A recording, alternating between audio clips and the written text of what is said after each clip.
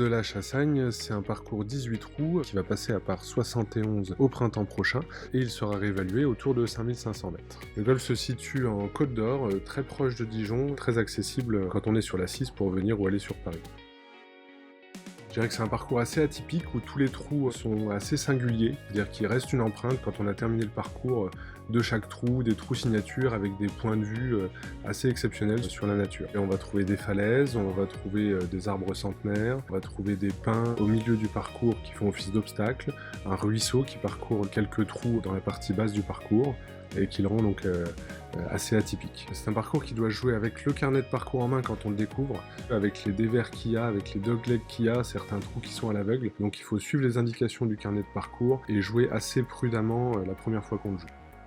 Il y a une partie qui est assez dégagée sur les 6 premiers trous, et ensuite on rentre progressivement dans la forêt où le paysage est assez lunaire, on croise très peu les différents trous, ce qui fait qu'on a l'impression de jouer seul.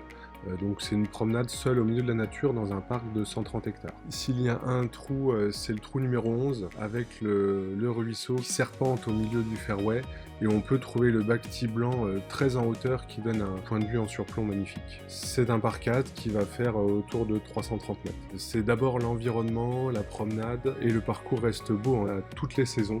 Que ce soit l'automne avec la forêt qui jaunit, au printemps quand tout s'éveille.